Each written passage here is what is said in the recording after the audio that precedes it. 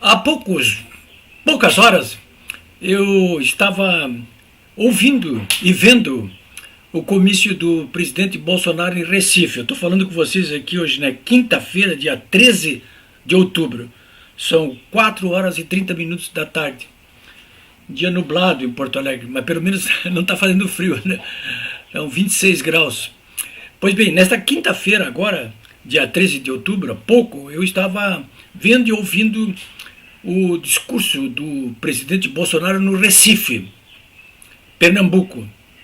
Pernambuco é historicamente um reduto das esquerdas do Brasil, comunistas, socialistas principalmente. O PT até que não tem se dado muito bem em Pernambuco, porque, pelo menos desde que Miguel Arraes foi governador, desde aquela época quem domina a cena ali são os socialistas, o Partido Socialista Brasileiro.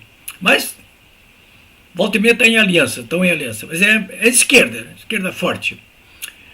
Enfim, mas o Bolsonaro estava ali justamente até por isso, né, para pescar eleitores em Pernambuco hoje.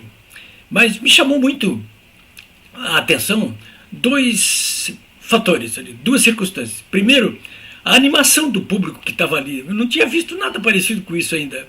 Já vi, claro, o público sempre está animado. Ah, mito. Mas não, aquele pessoal que estava ali em Pernambuco estava enfesado. Eles estavam realmente eleitores enfesados. Interrompiam o Bolsonaro a todo momento com palavras de ordem. Lula, ladrão, teu lugar é na prisão. Isso é um refrão que se ouve em todo o Brasil nos comícios do Bolsonaro. Mas ali em Pernambuco estava mais forte. O Lula, para lembrar, é pernambucano, hein?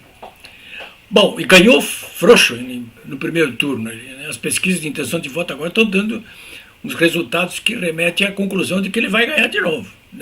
Mas o Bolsonaro estava ali. Aliás, hoje de manhã, não querendo interromper o raciocínio aqui, mas já interrompendo, hoje de manhã eu recebi os resultados de uma pesquisa de intenções de votos feita pela Paraná Pesquisas. A Paraná Pesquisa foi a que se aproximou mais dos resultados finais do primeiro turno, pois a Paraná Pesquisa dá empate técnico entre o Lula e o Bolsonaro nesta quinta-feira. Eu estava olhando região por região como é que tinha sido o resultado e fiquei, eu não diria surpreso, mas um pouco pelos resultados, porque o presidente Bolsonaro ganha no norte, ganha no centro-oeste, ganha no sudeste, ganha no sul, mas perde no nordeste. Olha, quer dizer, ou seja, das 5 regiões do Brasil, ele ganha em 4 e perde em uma. E, claro, a diferença a favor do Lula no Nordeste é tão grande que supera por poucas percentagens aí as intenções de voto no Bolsonaro. Mas, enfim, eu até trouxe essa pesquisa aqui para conhecimento de vocês, porque os detalhes, se vocês quiserem, vão ali no meu blog, polibiobraga.com.br, está tudo detalhado ali, a pesquisa completa. Estou publicando a pesquisa completa nessa quinta-feira. Eu estou até trazendo esse resultado aí para vocês, porque tem a ver com esse esforço do presidente junto ao eleitorado do Nordeste, né? Que parece que não está entendendo nada do que aconteceu no Brasil nos últimos 20, 30 anos. Parece que não está entendendo. A maioria, pelo menos, parece que não está entendendo, né? E fui, então, dar uma olhadinha no noticiário de hoje e percebi que não são apenas esses eleitores do Nordeste, a maioria deles, que não estão entendendo nada.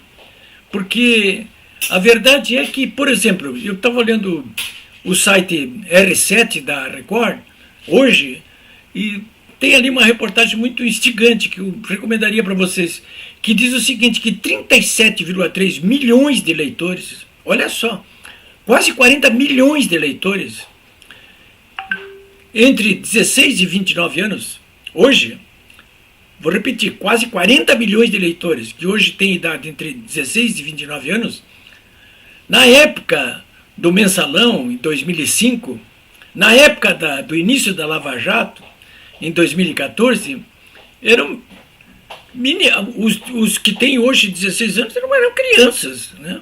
Os que têm 29 eram jovens, adolescentes, né?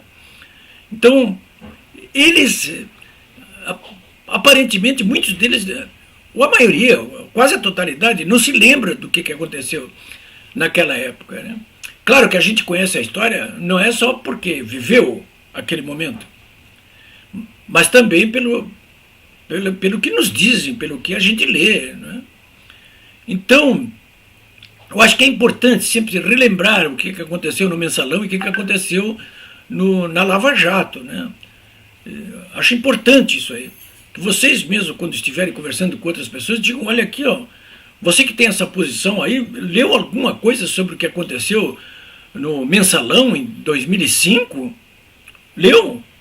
Você leu alguma coisa ou soube alguma coisa sobre a Lava Jato, que começou em 2014, quer dizer, 2005 no governo do Lula, o Mensalão. Na época, o maior escândalo de corrupção disparado que já tinha ocorrido no Brasil. E depois a Lava Jato, em 2014, mas aí já no governo da Dilma, não mais no do Lula, mas no governo da Dilma, também do PT. E aí sim, a Lava Jato, o maior escândalo de corrupção, aquele da Mensalão era o maior escândalo de corrupção que já tinha ocorrido no Brasil. Mas a Lava Jato, a partir de 2014, desmontada pelo juiz Sérgio Moro, no Paraná, foi o maior escândalo de corrupção do mundo. Não é a mesma coisa, né? A Lava Jato, só para sintetizar aí, resultou em investigações, denúncias, julgamento e condenações de 70 líderes políticos e empresariais.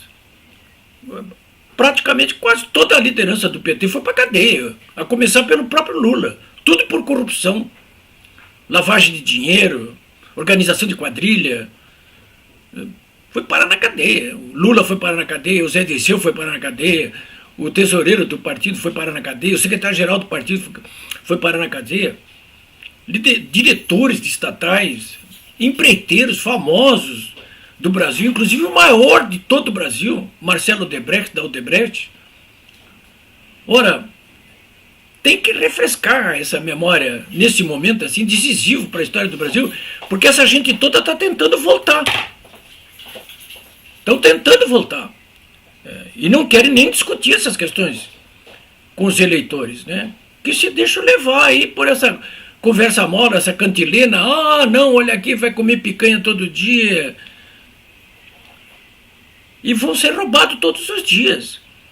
E essa gente é responsável direta pelo atraso do Brasil, pelo analfabetismo, pela miséria, pela pobreza, pela infelicidade geral, por essa depravação dos costumes.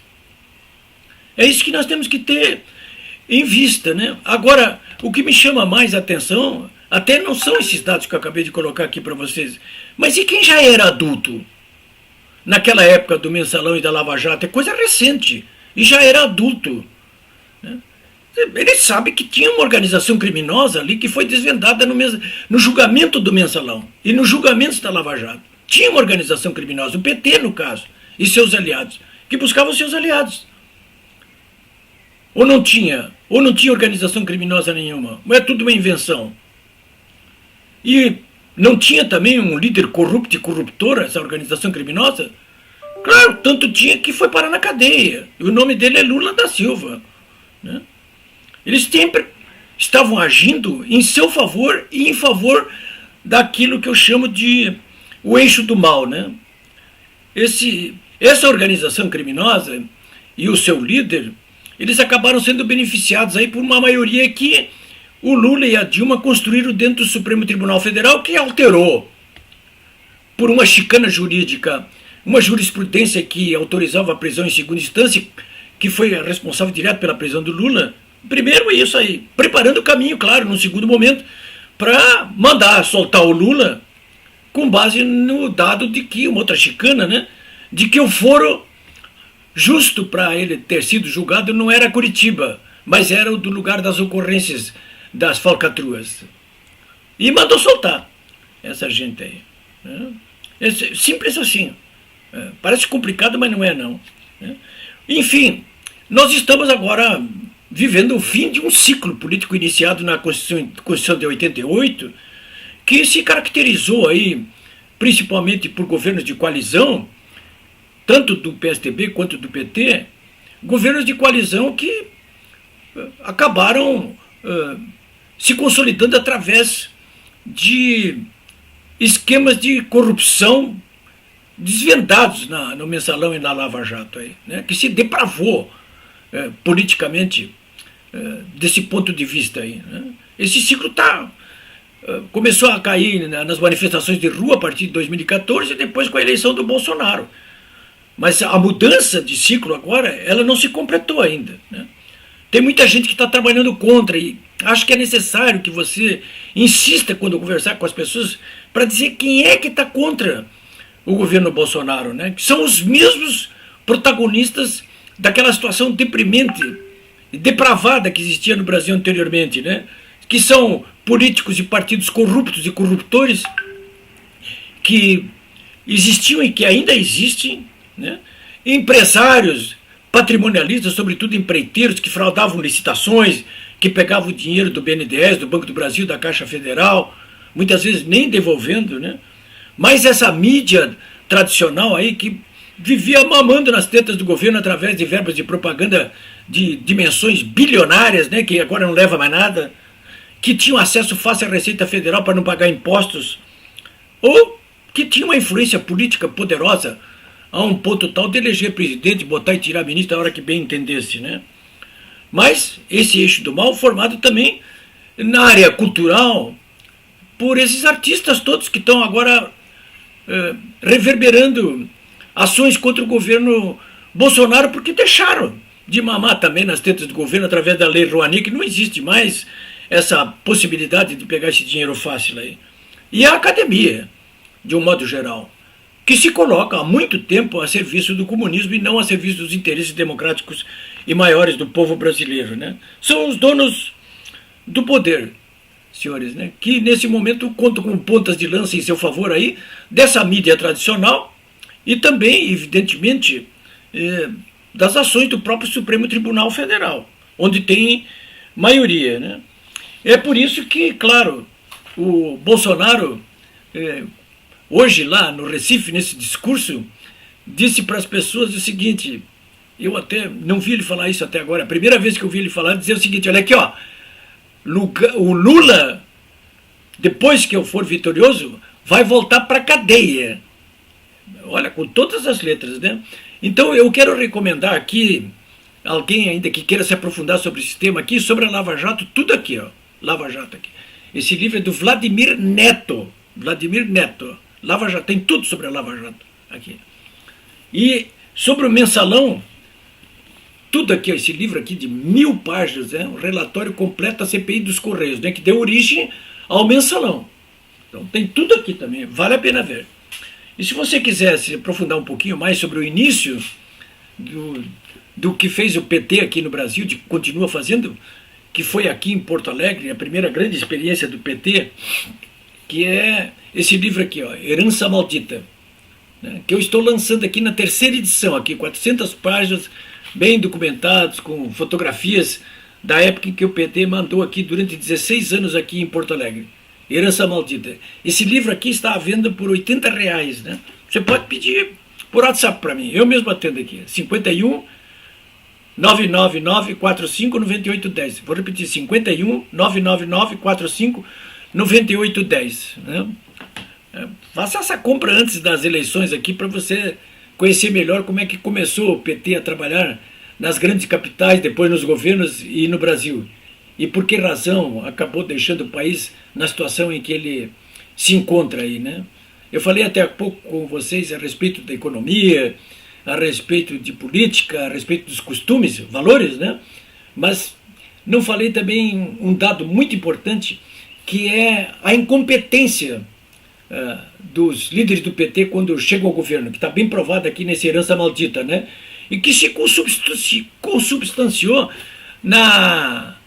no impeachment da Dilma Rousseff, que foi derrubada não porque estivesse violando valores sociais que nós tanto prezamos, ou porque tenha conduzido mal, ou porque tenha até feito vistas grossas à corrupção, mas porque foi incompetente, né? Porque ela entregou o Brasil com a mais pavorosa recessão de toda a história, com inflação de 2 dígitos, com desemprego atingindo mais de 16 milhões de brasileiros. Foi a causa principal da queda dela. Se não fosse isso aí, provavelmente ainda estariam lá aboletados no governo aí, beneficiando o eixo do mal. É isso, senhores.